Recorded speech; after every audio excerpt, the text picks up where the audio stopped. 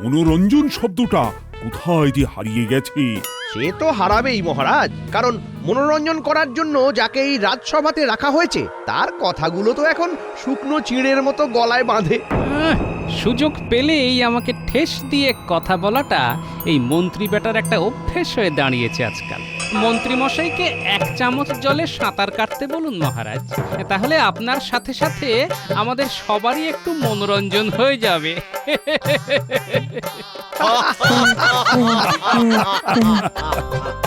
গোপাল, সত্যি তুমি না? মহারাজ, গোপাল আমাকে নিয়ে মস্করা করছে আর আপনি হাসছেন। আরে মন্ত্রী, শোনো শোনো, রাগ করো না। এই সব হাসি মস্করা তো চলতেই থাকে। দেখো, তোমার আর গোপালের মধ্যে স্থলে তো অনেক প্রতিযোগিতা হলো, এবার জল একটু হবে নাকি? তোমরা দুজন সাঁতার কাটবে আর আমরা দেখবো আর মজা নেব। বেশ, তো ভালোই হবে। শরীর চর্চা আর মন চর্চা দুটোই একসাথে হবে। তবে এই প্রতিযোগিতার কিছু নিয়ম আছে। যে জিতবে সে 10 দিনের ছুটি সহ 500 মোহর পুরস্কার পাবে। 500 মোহর? আমি রাজি, আমি রাজি মহারাজ, আমি রাজি। আরে দাঁড়াও দাঁড়াও, পুরো কথাটা তো শোনো। যে জিতবে তার জন্য যেমন একটা পুরস্কার থাকবে, তেমনি যে হারবে তার জন্যও থাকবে একটি তিরস্কার। তিরস্কার? কি তিরস্কার? হ্যাঁ, যে হারবে তাকে সারা গায়ে আলকাতরা মেখে বাড়ি ফিরতে হবে। আমি জিতবো, তার মানে গোপাল হারবে আর সারা গায়ে আলকাতরা মাখবে। মহারাজ, আমি রাজি। বেশ, আমিও রাজি। তাহলে কালই এই প্রতিযোগিতার আয়োজন করা যাক, কি বলো?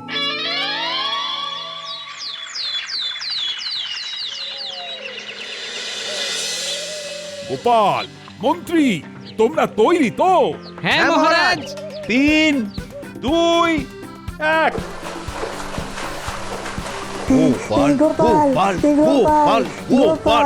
মন্ত্রী মশাই, মন্ত্রী মশাই, মন্ত্রী মশাই, মন্ত্রী মশাই, মন্ত্রী মশাই। গোপাল দাদু, গোপাল দাদু, গোপাল দাদু, গোপাল দাদু, গোপাল দাদু, গোপাল দাদু।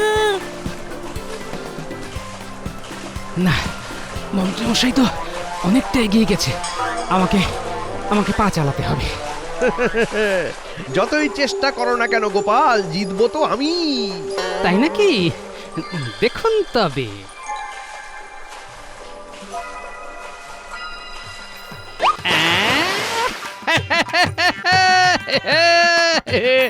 কি মন্ত্রী মশাই, আপনার ধুতির কাঁচা তো খুলে গেছে। আগে নিজের ধুতি সামলান, নইলে যে মান মর্যাদার আর কিছু বাকি থাকবে না। কি আরে, এটা তুমি কি করলে? হ্যাঁ, তুমি আমার ধুতির কাঁচা খুলে দিলে। আমি চললাম মন্ত্রী মশাই, এইবার আপনি আপনার ধুতি সামলান। এই গোপাল, এই গোপাল, দাঁড়াও দাঁড়াও বলছি, দাঁড়াও গোপাল, গোপাল, কাজটা কিন্তু তুমি ঠিক করলে না। কিরে ঘটা, মন্ত্রী মশাই হঠাৎ মাঝ জলে থেমে গেল কেন? গোপাল তোর দিকে সাঁতরে প্রায় পার করেই ফেললো। গোপাল দাদু, গোপাল দাদু, গোপাল দাদু, গোপাল দাদু। গোপাল দাদু জিতে গেছে, গোপাল দাদু জিতে গেছে। আমি জানতাম গোপাল তুমি জিতবে। এই নাও তোমার পুরস্কার। মহারাজ, গোপাল আমার ধুতির কাঁচা খুলে দিয়েছে, নইলে আমি জিততাম।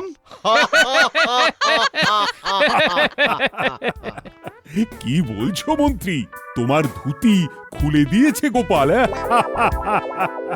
মহারাজ, আপনি যতই হাসুন, এটা কিন্তু গোপাল অন্যায় করেছে। আগে ধুতির কাঁচা খোলা যাবে না এমন তো প্রতিযোগিতার নিয়মে কোথাও লেখা ছিল না মহারাজ। হ্যাঁ, সেটাই তো।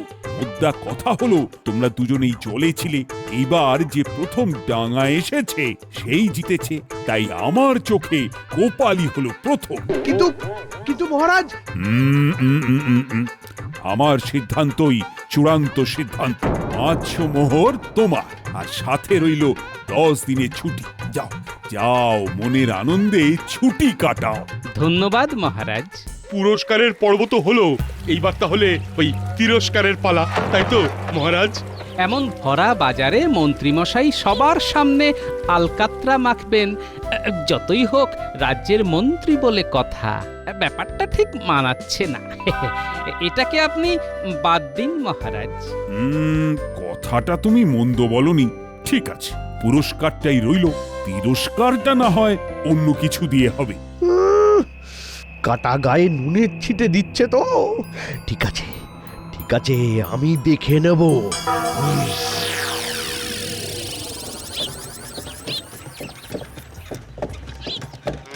আহ, কতদিন পর একটা লম্বা ছুটি। তোমাকে তো সেই কবে থেকে বলছি, একটু ছুটি নাও ছুটি নাও, দুটিতে মিলে একটু করে বেরিয়ে আসি, তোমার তো সময়ই হয় না। হ্যাঁ, সেই জন্যই তো একেবারে টানা 10 দিনের ছুটি পেতেই তোমাকে নিয়ে শ্বশুর বাড়ি যাচ্ছি।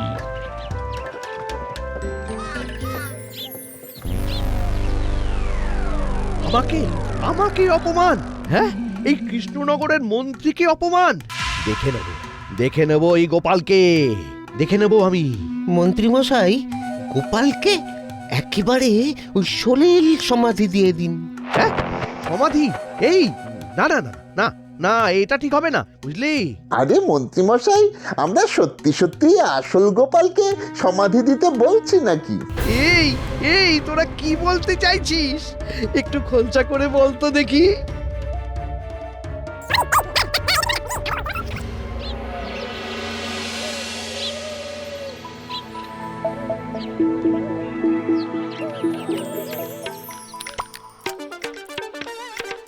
বলি বাবা জীবন হয়েছে নাকি আরো লুচি দেবো? না না, দিয়ে যান, থামবেন না। এতদিন পর শ্বশুর বাড়িতে এসেছি, মাত্র 52টা লুচি খেলে আপনার রান্নার অপমান করা হবে, তাই না? আপনি এত সুন্দর রান্না করেন, জান মা, আরো লুচি নিয়ে আসুন। বাবা, আনছি।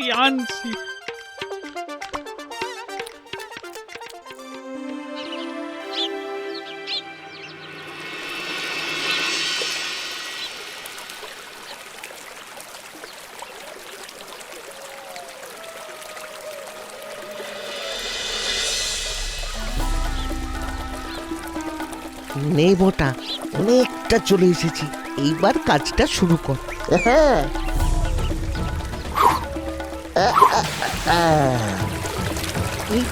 এই তো হয়ে গেছে, চলে আয় মোটা, চলে আয়।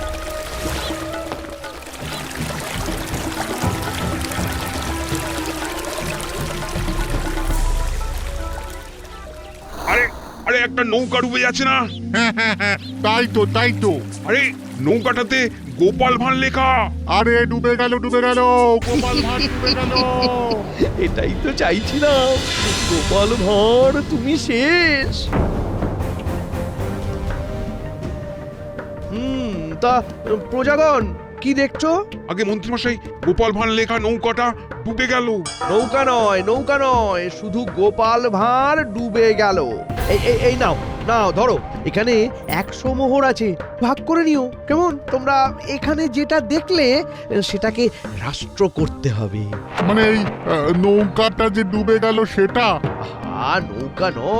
নৌকা নয়, গোপাল ভাঁড় ডুবে গেছে। কি ডুবে গেছে? গোপাল ভাঁড় ডুবে গেছে। হ্যাঁ।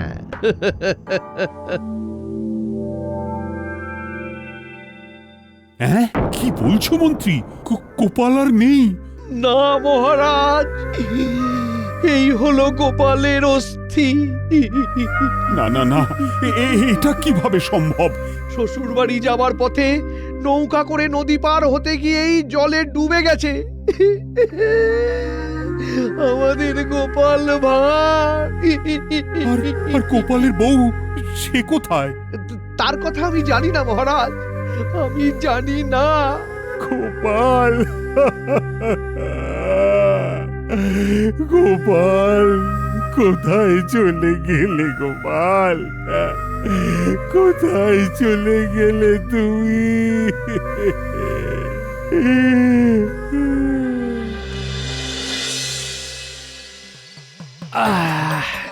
হ্যাঁ গো, এই কাল তো তোমাকে রাজসভায় যেতে হবে গো। 10 দিন তো হয়ে গেল। হ্যাঁ গো গিন্নি, সুখের দিন তো শেষ, কিন্তু এই এত সুখ ছেড়ে যেতে যে ইচ্ছে করছে না গিন্নি। বলছিলাম কি, তুমি না হলে যাও, আমি আর কটা দিন থেকেই যাই। মাকে ছেড়ে যেতে ইচ্ছে করছে না গো। আর কটা দিন থাকলে ভালো লাগতো।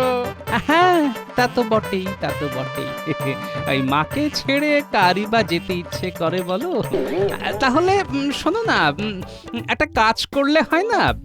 তুমি এখানেই থাকো, আর কয়েকদিন আমি এখান থেকেই যাতায়াত করি। হ্যাঁ? এই যাতায়াত করবে মানে? এখান থেকে রাজসভায় যাবে আবার আসবে? হ্যাঁ? আমার একমাত্র গিন্নির জন্য এইটুকু আমি তো করতেই পারি গিন্নি। এই দূর কি যে বলো। আমি যে এখানে ভুঁড়ি ভোজ করার জন্য প্রতিদিন এখানে আসতে চাইছি, সেটা গিন্নি তবে বুঝতে পারিনি। ভালোই হলো।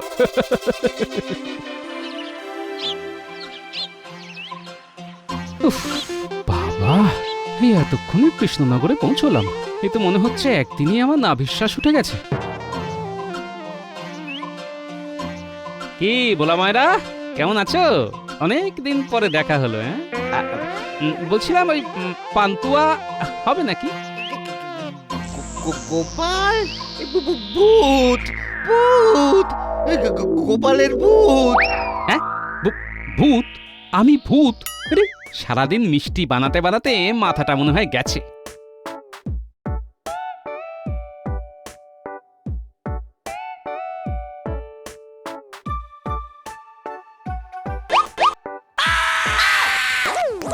আরে, কি হলোটা কি?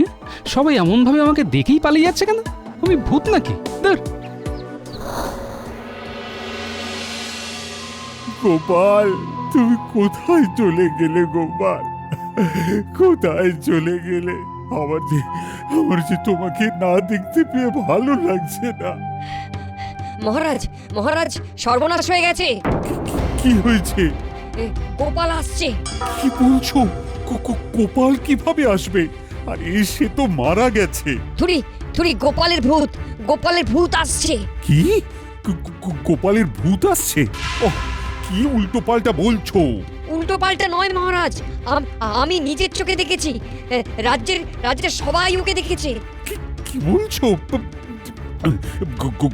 গোপালের ভূত? ওই দেখুন মহারাজ, ওই দেখুন, ওই দূর থেকে দেখা যাচ্ছে গোপাল আসছে। ও মা গো, এই তো সত্যি সত্যি গোপাল আসছে। গোপাল নয় মহারাজ, গোপাল নয়, ওটা গোপালের ভূত। তার দাঁড়িয়ে দেখছো কি? যাও যাও, শিগগিরই যাও, আর সদর দরজাটা আটকাও। আরে গোপালের ভূত যেন কোনোভাবেই এই রাজবাড়িতে প্রবেশ করতে না পারে। সে কি কাণ্ড! রাজবাড়ির সদর দরজা বন্ধ, কিন্তু রাজবাড়ির সদর দরজা তো দিনের বেলা বন্ধ থাকে না। দেখি তো। এই, কে আছো? হ্যাঁ, দরজা খোলো, আমি গোপাল, আমি ভিতরে প্রবেশ করব। ওরে বাবা, গোপালের ভূত আবার ডাকছে। কিন্তু ভূত হয়েও গোপালের মনে হয় খাওয়া দাওয়াটা কমেনি, আরো মনে হচ্ছে ফুলে ফেপে উঠেছে। গোপাল যা পেটুক, হয়তো এখন আস্ত আস্ত মানুষ চিবিয়ে খাচ্ছে। ওরে বাবা গো! যা, কেউই তো দৌড় খুলছে না। উফ, কি যে হচ্ছে এসব! না, আর কতক্ষণ এভাবে দাঁড়িয়ে থাকবো? একেই এতটা পথ হেঁটে এসে পাগুলো টনটন করছে। যাই যাই, গিয়ে একটু বিশ্রাম নিই।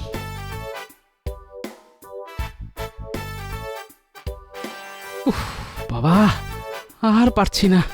বিছানায় শরীরটা ফেলতে পারলে এবার বাঁচি। এসব কি পড়ে আছে আমার বাড়ির সামনে? শুকনো ফুল, ধূপকাঠি, আমার বাড়ির সামনে এসব কি করে এলো? কেন? চিঠি, চিঠি কে দিয়ে গেল? দেখি তো। গোপাল, তোমার মৃত্যুতে আমরা শোকাহত। হ্যাঁ, আমার মৃত্যু, তার মানে আমি মারা গেছি। আরেকটা দেখি তো। গোপাল, তোমার মৃত্যু আমাদের খুব কষ্ট দিয়েছে। হ্যাঁ, এইসব কি? ওখানে আরো একটা চিঠি, দেখি তো দেখি। গোপাল, তুমি পরলোকে খুশি থাকো আর আমি এপারে খুশি থাকি। ইতি মন্ত্রী। তাহলে সব কিছু এই মন্ত্রীর পরিকল্পনা, আমাকে সবার কাছে মৃত প্রমাণ করে নিজের কার্যসিদ্ধি করা। হ্যাঁ, ঠিক আছে, আমার নামও গোপাল। সবার কাছে গোপাল মরে ভূতই হয়ে গেছে যখন, তখন এই ভূত কি করতে পারে এবার দেখুন। কি এত বড় সাহস! আমার জামাইকে বলে নাকি ভূত! এবার কিভাবে আমি গ্রামে ফিরি বলুন তো? সবাই তো আমাকে দেখে রীতিমতো ভয় পাচ্ছে। এই রে, কৃষ্ণনগরে না ফিরতে পারলে সারা জীবন আমার ঘরে বসে খাবে। এই 10 দিনের কথা মনে করেই তো গা শিউরে উঠছে। না না না না না, আমাকে কিছু একটা করতেই হবে। গোপালকে যেভাবে হোক গ্রামে ফেরাতেই হবে। বাবা জীবন, তুমি কিচ্ছু ভেবো না। তোমার এই শাশুড়ি মা যতদিন আছে ততদিন তোমার কিচ্ছু হবে না। শোনো শোনো, আমার মাথায় একটা বুদ্ধি আছে। আরে বাহ, এটা তো চমৎকার উপায়। মন্ত্রী মশাই বেশ জব্দ হবেন। নে, আমি যাত্রা দেখতে যাচ্ছি, ফিরতে একটু রাত হবে। হ্যাঁ, তুমি খেয়ে দিয়ে শুয়ে পড়ো, বুঝলে? আচ্ছা এসো।